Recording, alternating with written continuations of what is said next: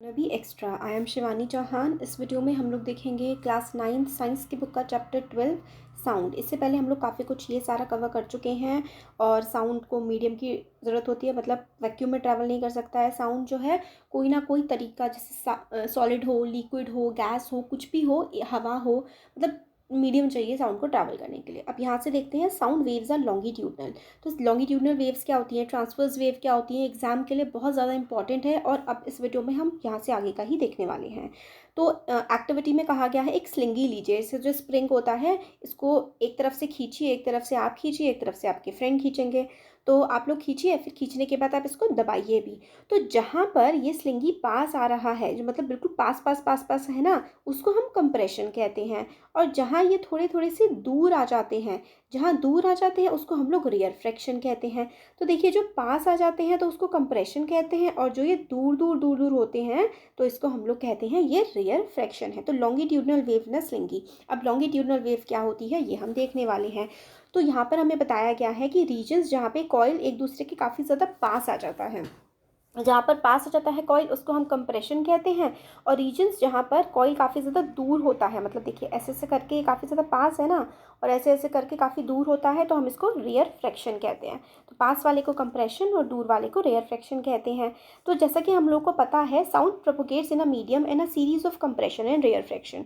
तो साउंड जो है वो सीरीज ऑफ कंप्रेशन और रेयर फ्रैक्शन में ही ट्रेवल करती है। तो कई बार साउंड के जो पार्टिकल्स होते हैं वो ऐसे पास होते हैं, और कई बार क्या होते हैं, काफ़ी दूर दूर होते हैं। तो सीरीज ऑफ कंप्रेशन भी होता है और रेयर फ्रैक्शन भी होता है जब साउंड ट्रैवल कर रही होती है एक जगह से दूसरी जगह पर।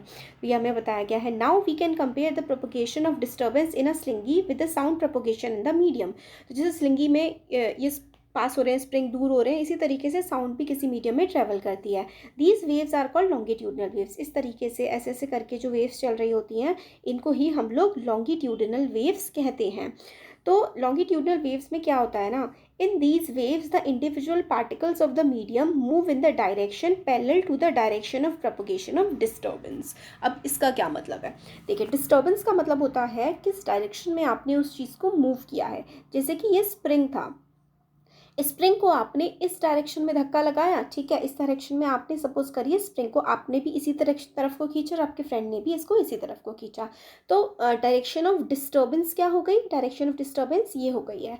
अब जो लॉन्गिट्यूडनल वेव्स होती हैं, अच्छे से समझिए इसको, जो लॉन्गिट्यूडनल वेव्स होती हैं ना, the individual particles of the medium move, individual जितने भी पार्टिकल्स हैं वो मूव कर रहे हैं in the direction to the parallel, direction parallel to the propagation of disturbance. मतलब जो डिस्टर्बेंस की इधर डायरेक्शन है ना, तो इस मीडियम के जो पार्टिकल्स मूव कर रहे हैं वो इस तरीके से ऐसे इसके पैरेलल मूव कर रहे हैं और इसी की ही डायरेक्शन में मूव कर रहे हैं। मतलब अगर इस तरफ को है आपकी डिस्टर्बेंस, तो जो पार्टिकल्स हैं ना इस मीडियम के, वो भी इसी तरफ को मूव करते हैं। तो यहाँ पर देखिए यही लिखा हुआ है, in these waves the individual particles of the medium move in a direction parallel to the direction of propagation of disturbance. तो इस डायरेक्शन में अगर डिस्टर्बेंस है तो पार्टिकल्स भी इसी डायरेक्शन में मूव करेंगे। तो the particles do not move from one place to another but they simply oscillate back and forth about their position of rest. तो देखिए इसका क्या मतलब है, पार्टिकल्स ऐसे ऐसे करके सीधा मतलब नहीं मूव करते, इस तरीके से मूव करते हैं। तो particles do not move from one place to other, मतलब एक प्लेस से दूसरी प्लेस ऐसे करके मूव नहीं करते हैं, ये ऐसे मूव करते हैं। मतलब ये पार्टिकल यहाँ से यहाँ को गया, ठीक है। तो particles do not move from one place to another, they simply oscillate back and forth. तो बैक गया पहले ऐसे करके पार्टिकल, फिर वो आगे बढ़ गया, फिर आगे बढ़ा, फिर ऐसे करके आगे बढ़ा, फिर से बैक आया, फिर से आगे बढ़ा, फिर आगे बढ़ा, फिर से बैक आया, फिर से आगे बढ़ा। तो ऐसे back and forth, back and forth, back and forth, इस तरीके से एक बार पीछे आता है फिर आगे बढ़ता है। जैसे पीछे आया फिर आगे बढ़ा, फिर इतना पीछे आया फिर आगे बढ़ा। तो मीन पोजीशन ये रेस्ट पोजीशन है, तो यहाँ से ऐसे गया, ठीक है, ऐसे यहाँ से पार्टिकल आगे गया ऐसे करके, फिर यहाँ से फिर इतना पीछे आया, फिर आगे बढ़ा, फिर पीछे आया। इस तरीके से बैक एंड फॉर्थ करके ये पार्टिकल्स जो हैं मूव करते हैं। तो particles do not move from one place to another but they simply oscillate, oscillation ऐसे ऐसे करके होता है ना, तो ये सिंपली क्या करते हैं, ऑसिलेट करते हैं बैक एंड फॉर्थ अपने रेस्ट पोजिशन पे। That is exactly how sound wave propagates, and sound wave is a longitudinal wave. तो साउंड वेव जो है वो लॉन्गिट्यूडनल वेव है, क्योंकि जैसे कि स्प्रिंग होता है, आप देखते हैं कि स्प्रिंग से घन घन घन घन घन घन करता है, मतलब एक पोजीशन पे वापस जाता है फिर आगे बढ़ता है, फिर इसी पोजीशन पे वापस जाता है फिर आगे, फिर पोजीशन पे वापस फिर आगे। इस तरीके से जो ट्रैवल करते हैं ना उसको हम लोग लॉन्गिट्यूडनल वेव कहते हैं। तो बैक एंड फर्थ जो है वो साउंड वेव ट्रैवल करती है। अब लॉन्गिट्यूडनल वेव आपने देख लिया, तो पीछे आगे इस तरीके से साउंड वेव ट्रैवल करती है। अब एक दूसरे टाइप की भी वेव होती है जिसे हम लोग कहते हैं कि ये जो है वो ट्रांसवर्स वेव है। तो ट्रांसवर्स वेव जो होती है, in a transverse wave particles do not oscillate, मतलब ऐसे ऐसे आगे पीछे करके नहीं जाते हैं along the direction of propagation, but oscillate up and down about their mean position as they travel. तो जो लॉन्गिट्यूडनल वेव में तो बैक एंड फर्थ है ना, बट ये जो ट्रांसवर्स वेव होती है इसमें ऊपर नीचे ऐसे ऐसे करके ऊपर नीचे इस तरीके से ट्रैवल ये करता है। तो अनदर टाइप ऑफ वेव जो है वो ट्रांसवर्स वेव है, जो ऊपर नीचे करके ऑसिलेट करता है along the direction of wave propagation, but oscillate up and down about the mean position as the wave travel. तो ऐसे अप एंड डाउन करके जो है ट्रांसवर्स वेव ट्रेवल करती है। This transfer wave is one in which individual particle of the medium move about their mean position in a direction perpendicular to the direction of wave of propagation। तो देखिए propagation इधर हो रहा है ना अगर इस डायरेक्शन में, तो जो पार्टिकल्स हैं वो ऐसे इसके परपेंडिकुलर का मतलब ऐसे करके सीधा 90 डिग्री होता है ना। तो डायरेक्शन अगर इधर है ना, तो इसके जो पार्टिकल्स होंगे वो ऐसे 90 डिग्री पे इसके मूव कर रहे होते हैं। तो ट्रांसवर्स वेव में 98 डिग्री पे ट्रैवल करते हैं, और जो लॉन्गिट्यूडनल वेव होती है उसमें पैरेलल ट्रैवल करते हैं। तो इसमें ये बताया गया है। तो एग्जाम्पल दिया है, जब आप लोग पत्थर फेंकते हैं किसी पॉन्ड में, तो ऐसे करके ये जो मूव कर रही होती है ना, ये ट्रांसवर्स वेव होती है। आपके एमसीक्यूज में पूछा जाएगा कि आपने लेक में पत्थर फेंका तो जो वेव जनरेट हुई वो कौन सी वेव है। तो देखिए बिल्कुल याद रखिए इस चीज़ को, जब आप लेक में पत्थर फेंकते हैं और जो गोल वेव्स जनरेट होती हैं उसको हम लोग ट्रांसवर्स वेव कहते हैं। लाइट भी जो है वो एक ट्रांसवर्स वेव है, बट लाइट के लिए जो ऑसिलेशंस होती है ना, वो मीडियम के पार्टिकल्स नहीं करते हैं, ना ही उसकी प्रेशर और डेंसिटी करती है। ये एक मैकेनिकल वेव होती है। मैकेनिकल वेव मतलब उसके जो पार्टिकल्स होते हैं ना, वो मीडियम में ट्रैवल नहीं कर रहे होते हैं, मतलब उसी चीज़ के पार्टिकल नहीं होते हैं। देखिए इस तरीके से समझिए इस चीज़ को, जैसे कि तो देखिए जो मैकेनिकल वेव होती है ना, उसको हमेशा एक मीडियम, मतलब उस जो मैकेनिकल वेव होती है ना, उसमें को एक मीडियम ज़रूर चाहिए होता है ट्रैवल करने के लिए। पर जो लाइट वेव होती है वो मैकेनिकल वेव नहीं होती है, और जो मैकेनिकल वेव होती है वो कभी भी वैक्यूम से ट्रैवल नहीं कर सकती है। और लाइट वेव, आपको बस ये याद रखना है कि लाइट वेव मैकेनिकल वेव नहीं होती है, क्योंकि लाइट वेव क्या है, एक ट्रांसवर्स वेव है, बट लाइट जो है उसकी जो पार्टिकल का ऑसिलेशन होता है ना, वो मीडियम के पार्टिकल्स का नहीं होता है, और ना ही उसकी प्रेशर या फिर डेंसिटी का होता है। तो बस ये थोड़ा सा इसमें डिफरेंस है कि लाइट एक ऐसी ट्रांसवर्स वेव है जिसमें the oscillations are not of the medium particle. तो पार्टिकल के अंदर जो मीडियम है ना, उस मीडियम के जो पार्टिकल्स हैं उनका ऑसिलेशन नहीं हो रहा होता है लाइट वेव में। ये चीज़ इंपॉर्टेंट है। अब characteristic of a sound wave, जो साउंड वेव है उसकी क्या क्या कैरेक्टरिस्टिक होती हैं। तो एक तो फ्रीक्वेंसी होती है साउंड वेव में, एक एम्पलीट्यूड होता है, और एक उसकी स्पीड भी होती है। तो साउंड वेव जो 12.8 फिगर में ग्राफिक फॉर्म में रिप्रेजेंट किया हुआ है, तो ये देखिए ये जो है ये कंप्रेशन है, मतलब इसके बहुत ज़्यादा पार्टिकल्स पास है। रेयर फ्रैक्शन मतलब पार्टिकल दूर हैं। तो यही इसमें है। आप देखते हैं इसमें साउंड वेव जो है ग्राफिक फॉर्म में हमने देख ली, which represent how density and pressure change when the sound wave moves in a medium.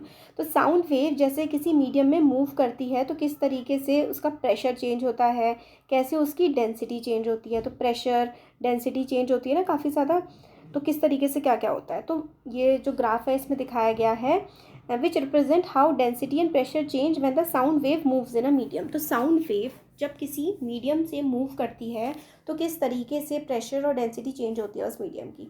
Density as well as the pressure of the medium at a given time varies with the distance. तो किसी भी medium की density भी very करती है और उसका pressure भी वेरी करता है। जैसे डिस्टेंस जितना ट्रैवल करते जाएंगे ना, उतना उसकी डेंसिटी में भी वेरिएशन आता जाएगा और उसके प्रेशर में भी वेरिएशन आता जाएगा eight a given time distance के साथ साथ। मतलब जितना साउंड वेव ट्रैवल करेगी उसके प्रेशर में, उसकी डेंसिटी में डिफरेंस आएगा। Above and below the average value of density and pressure. तो जो एवरेज वैल्यू होती है, जैसे कि सपोज करिए प्रेशर की एवरेज वैल्यू 10 है, तो वो जैसे आगे मूव करेगा ना, तो उसकी थोड़ी सी एवरेज वैल्यू का मतलब होता है कि इससे ऊपर भी कुछ होगा, इससे नीचे भी कुछ होगा। तो ये एग्जांपल के लिए अगर उसकी वैल्यू 10 है साउंड वेव की एवरेज डेंसिटी, तो वो बढ़ती भी जाएगी और घटती भी जाएगी। मतलब जैसे वैसे वो ट्रैवल करेगा, कभी कंप्रेशन आएगा, कभी रेयर फ्रैक्शन आएगा ना। तो density as well as the pressure of the medium at a given time varies with distance. Distance के साथ प्रेशर और डेंसिटी दोनों उस मीडियम के बदलते जाते हैं। तो फिर उसके बाद फिगर में रिप्रेजेंट हमने देख ही लिया है। The density and pressure variations किस तरीके से होते हैं। Sound wave propagate in a medium, तो जब साउंड वेव किसी मीडियम में प्रोपोगेट कर रही होती है तो डेंसिटी वेरिएशन और प्रेशर वेरिएशन किस तरीके से होते हैं ये हमें इस फिगर में दिखाया। कभी कम होता है, कभी ज़्यादा होता है, बस यही होता है। अब इसमें है compressions are the region where particles are crowded together and represented by the upper portion of the curve. तो 18 पॉइंट सी है। तो कंप्रेशन क्या होता है, जब पार्टिकल्स काफ़ी ज़्यादा पास पास होते हैं। तो पार्टिकल्स जब पास पास होते हैं तो क्या होता है, कंप्रेशन। पार्टिकल्स पास हैं तो कंप्रेशन है ना, और पार्टिकल्स जब भीड़ लगाए हुए हैं तो कंप्रेशन हो रहा है, और जब पार्टिकल्स दूर दूर हैं तो rarefaction. Crowded together and represented by the upper portion of the curve. तो अपर पोर्शन कर्व का जो है वो कंप्रेशन दिखा रहा है। The peak represent the region of maximum compression. 10 compressions are the regions where density as well as pressure is high. तो compression ऐसा रीजन होता है जहाँ पे डेंसिटी भी ज़्यादा होती है, जो इनकी टिप वाली है, जहाँ पे डेंसिटी भी काफ़ी ज़्यादा होती है और प्रेशर भी काफ़ी ज़्यादा होता है। तो ये जो टिप होता है ना ऊपर वाला, इसको कंप्रेशन कहते हैं। यहाँ पे डेंसिटी भी सबसे ज़्यादा होती है और प्रेशर भी सबसे ज़्यादा होता है। Rarefactions are the region of low pressure where particles are spread apart and are represented by valley. तो जो रेयर फ्रैक्शन होता है उसमें क्या होता है कि पार्टिकल्स काफ़ी ज़्यादा दूर दूर होते हैं। तो जो नीचे वाला, ऊपर वाला तो कंप्रेशन होता है, जो ऐसे करके होता है ना ऊपर वाला कंप्रेशन, और जो नीचे की तरफ जा रहा होता है ना ऐसे करके जो ढलान जा रही होती है, इसमें कम पार्टिकल्स होते हैं, प्रेशर और डेंसिटी कम होती है, उसको हम लोग रेयर फ्रैक्शन बोलते हैं। तो rarefactions are the regions of low pressure where particles are spread apart and are represented by valley. This is the lower portion of the curve. तो लोअर पोर्शन जो होता है कर्व का, तो peak नीचे वाला जो होता है वो रेयर फ्रैक्शन का होता है, ऊपर वाला कंप्रेशन का। और ये जो ऊपर होता है ना सबसे टॉप वाला, इसको हम क्रस्ट कहते हैं। और ये जो नीचे वाला होता है, देखिए बीच में होता है ना ऐसे करके ऐसे, तो ये ऊपर वाला जो होते हैं इनको हम क्रस्ट कहते हैं, और जो नीचे वाले होते हैं ना इनको हम ट्रफ कहते हैं। ऊपर वाला होता है क्रस्ट, नीचे वाला होता है ट्रफ। और फिर उसके बाद दो क्रस्ट के जो बीच का डिफरेंस होता है, या फिर जो दो क्रस्ट ऊपर वाला है, दो क्रस्ट के बीच का डिस्टेंस या फिर दो ट्रफ के बीच का डिफरेंस, इसको हम लोग वेव लेंथ बोलते हैं। तो दो क्रस्ट के बीच का डिफरेंस या फिर दो ट्रफ के बीच का जो डिस्टेंस होता है उसको हम लोग वेव लेंथ बोलते हैं। ये वाली चीज़ भी आप लोगों को याद रखनी है। तो peak is called the crest and the valley is called the trough of the wave. The distance between the two consecutive compression and rarefaction is called wavelength. तो two consecutive compression, तो देखिए compression या फिर रेयरफ्रैक्शन। Consecutive का मतलब होता है एक के बाद एक, तो ऊपर वाले एक के बाद एक कंप्रेशन के बीच का डिफरेंस वेवलेंथ, और दो जो रेयरफ्रैक्शंस होते हैं इनके बीच का डिस्टेंस जो होता है वो भी वेवलेंथ ही होता है। तो distance between two consecutive compression और two consecutive rarefaction is called wavelength, जैसा फिगर में दिखाया गया है। The wavelength is usually represented by lambda. तो वेवलेंथ को हम लैम्डा से रिप्रेजेंट करते हैं, और इसकी एसआई यूनिट जो होती है वो होती है मीटर। तो वेवलेंथ की एसआई यूनिट मीटर होती है, और उसका सिंबल को हम ऐसे करके बनाते हैं, इसको हम लोग लैम्डा बोलते हैं। ऐसे क्या यार, ऐसे करके इसको लैम्डा बोलते हैं हम, और उसकी यूनिट होती है मीटर। तो हर्ट्ज़ भी होता है। अब हर्ट्ज़ देखते हैं, हर्ट्ज़ क्या होता है। तो हेनरिच रुडोल्फ हर्ट्ज़ जिनका बर्थडे होता है 22 फरवरी 1857, जो कि जर्मनी में हुआ था, बर्लिन में इन्होंने अपनी पढ़ाई करी थी, और इन्होंने काफ़ी सारे एक्सपेरिमेंट किए हैं, इलेक्ट्रोमैग्नेटिक थ्योरी दी है, और इन्होंने जो थ्योरीज़ दी हैं, जो एक्सपेरिमेंट किए हैं, उनका काफ़ी ज़्यादा फ्यूचर में भी इस्तेमाल किया गया है, जैसे कि रेडियो में, टेलीग्राफ में, टेलीफोन में और टेलीविज़न में भी। और उन्होंने ये जो फोटो इलेक्ट्रिक इफेक्ट भी डिस्कवर किया था, जिसको आगे एक्सप्लेन किया गया था एल्बर्ट आइंस्टीन के द्वारा। और फ्रीक्वेंसी की यूनिट होती है हर्ट्ज़, ये आपको याद रखना है। और इनकी जो सरनेम था रुडोल्फ का, इनका सरनेम भी हर्ट्ज़ था। इनको ऑनर देने के लिए ही ऐसा यूनिट जो है फ्रीक्वेंसी की वो हर्ट्ज़ रखी गई है। जैसे कि किलोमीटर, मीटर है ना, मीटर ऐसा यूनिट होती है डिस्टेंस की, ऐसे ही फ्रीक्वेंसी की ऐसा यूनिट होती है हर्ट्ज़। अब फ्रीक्वेंसी क्या होता है ये हम लोग देख लेते हैं। फ्रीक्वेंसी के बारे में पढ़ते हैं कि फ्रीक्वेंसी क्या होती है। तो देखिए, frequency tells us how frequently an event occurs. तो फ्रीक्वेंसी हमें बताती है कि कोई इवेंट कितनी जल्दी या कितनी धीरे हो रही है। सपोज़ आप लोग एक ड्रम बजा रहे हैं, तो कितनी बार आप उसमें ठक ठक ठक ठक बीट करेंगे, वही उस चीज़ की फ्रीक्वेंसी होती है।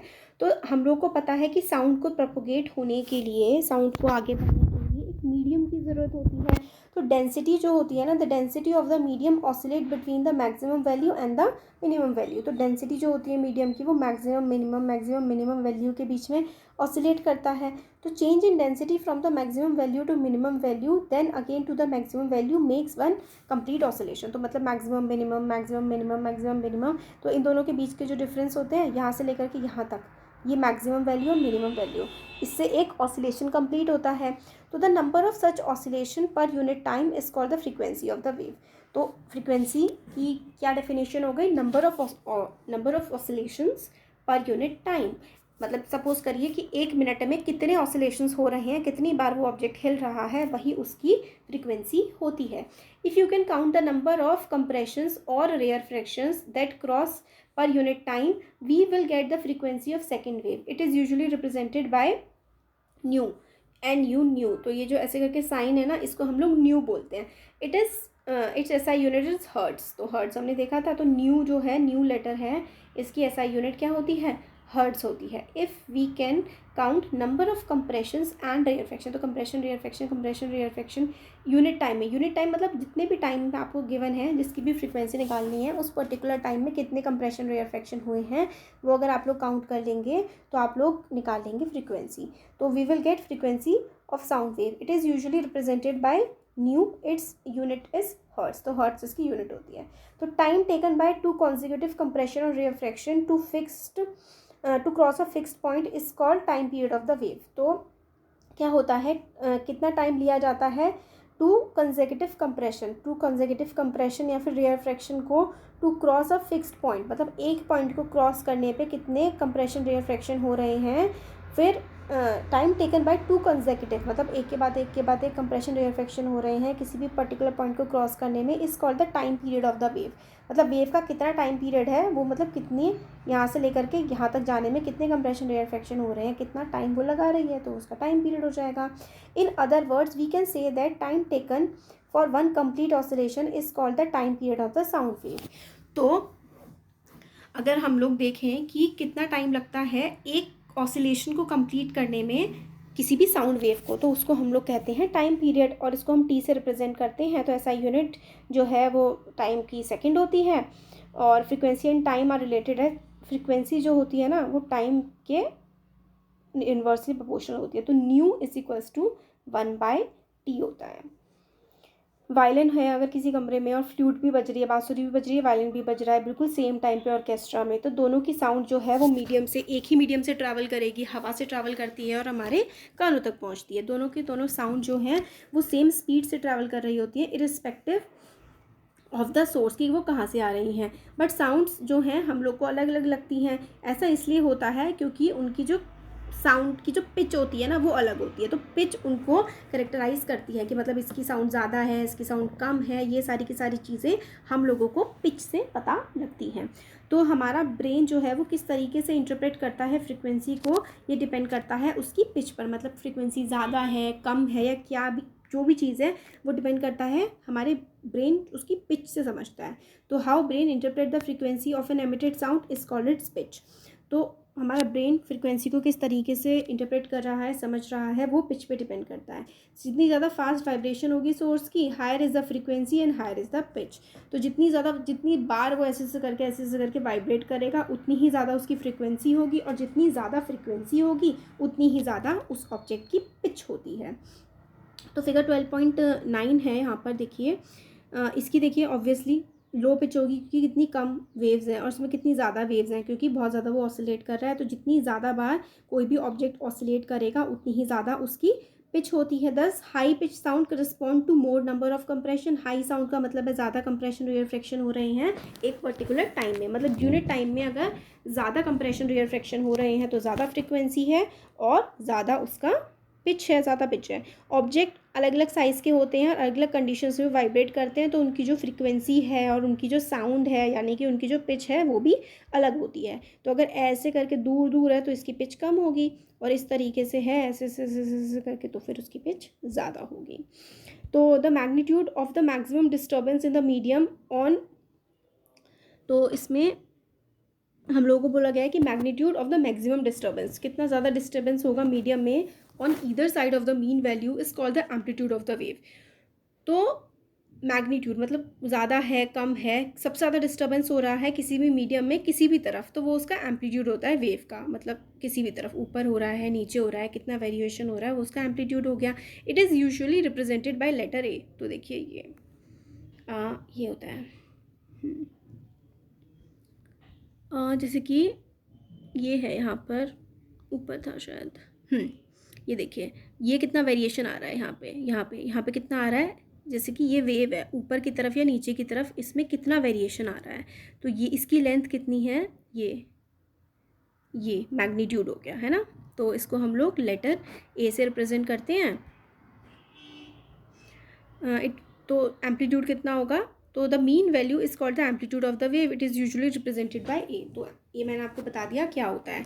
और for sound its unit will be that of density और प्रेशर। तो साउंड के लिए जो एम्पलीट्यूड है या तो डेंसिटी में इसकी हम यूनिट लेते हैं या फिर प्रेशर में लेते हैं। लाउडनेस, कोई साउंड ज़्यादा लाउड है या ज़्यादा सॉफ्ट है साउंड, हम लोग बेसिकली उसी से डिटरमाइन करते हैं कि उसका एम्पलीट्यूड कितना है। तो एम्पलीट्यूड जो होता है साउंड का वो डिपेंड करता है the force with which an object is made to vibrate. तो जो कोई चीज़ मतलब तेज़ है उसकी साउंड या कम है, वो डिपेंड करता है कि कितनी फोर्स से आप उसको वाइब्रेट कर रहे हैं। अगर आप बहुत ही हल्का सा बजाते हैं टेबल को तो आपको काफ़ी सॉफ्ट आवाज़ आती है, क्योंकि उसका एम्पलीट्यूड कम होता है, क्योंकि उसमें एनर्जी कम लगी होती है। बट अगर आप काफ़ी तेज़ एनर्जी के साथ टेबल पे बहुत तेज़ हाथ मारेंगे तो उसकी साउंड काफ़ी ज़्यादा लाउड होगी, क्योंकि आपने काफ़ी ज़्यादा एनर्जी यूज़ करी है, तो उसका एम्पलीट्यूड ज़्यादा होगी और उसकी साउंड ज़्यादा होगी। बट जैसे जैसे डिस्टेंस बढ़ता जाता है ना, वैसे वैसे क्या होता है कि जो साउंड की लाउडनेस है वो कम होती जाती है। आप जितना सोर्स है, सपोज़ करिए आपने यहाँ टेबल बजाया है, फिर आप दूर जाते जाएंगे तो उसकी साउंड आपको कम आने लगेगी। लाउडर साउंड जो है वो ज़्यादा डिस्टेंस ट्रेवल करती है, क्योंकि उसमें ज़्यादा एनर्जी होती है, मतलब तेज़ आवाज़ ज़्यादा दूर तक जाएगी क्योंकि उसमें एनर्जी ज़्यादा होती है। और कम आवाज़ की फ्रिक्वेंसी कम होती है, पिच कम होती है, वो काफ़ी ज़्यादा सॉफ्ट होती है, तो वो कम दूर तक जाएगी। तो सॉफ्ट साउंड देखिए, इसका जो ए है ये कितना छोटा है ना, सॉफ्ट साउंड का ए कितना छोटा है, एम्पलीट्यूड कितना छोटा है सॉफ्ट साउंड का, और लाउड जो साउंड है उसमें कितना बड़ा है ना, कितना बड़ा एम्पलीट्यूड है उसका। तो क्वालिटी ऑफ अ टिम्बर या फिर ऑफ साउंड, क्वालिटी जो साउंड होती है, तो quality of sound is that characteristic which enable us to distinguish one sound from the other of the same pitch और लाउडनेस। तो मतलब उसकी क्वालिटी जो होती है ना, वो हमें बताती है कि कोई साउंड अच्छी है या बेकार है। तो उतनी ही मतलब हो सकता है कि काफ़ी तेज़ कोई बेसुरा इंसान गा रहा हो या काफ़ी तेज़ कोई सुरीला इंसान गा रहा हो, तो वो हमें उसकी क्वालिटी से समझ में आ जाता है ना। The sound which is more pleasant, उसको हम लोग रिच क्वालिटी की कहते हैं, जो हमारे कानों को अच्छी लगती है। A sound of single frequency is called a tone, जिसमें सिर्फ एक फ्रिक्वेंसी हो ऐसे करके, ठीक है, उसको हम लोग टोन बोलेंगे। और जिसमें बहुत सारी फ्रिक्वेंसीज़ हों उसको हम नोट बोलेंगे। नोट जो कि अच्छा लगता है सुनने को, कान को जो अच्छा लगता है सुनने को, प्लेजेंट लगता है, उसे नोट बोलेंगे। And is pleasant to listen, noise unpleasant होती है जो काफ़ी ख़राब सी लगती है। Music is pleasant to hear and it's of rich quality, music जो प्यारा सा होता है वो अच्छा लगता है हमें सुनने में, तो उसकी पिच फ्रीक्वेंसी सब बढ़िया होती है, अच्छी क्वालिटी का वो होता है। तो अब आगे का चैप्टर हम लोग नेक्स्ट वीडियो में कवर करेंगे। तो कैसा लगा वीडियो ज़रूर बताइए, अच्छा लगा तो लाइक करिए, चैनल को सब्सक्राइब करिए, अपने फ्रेंड्स के साथ शेयर करिए। Thank you.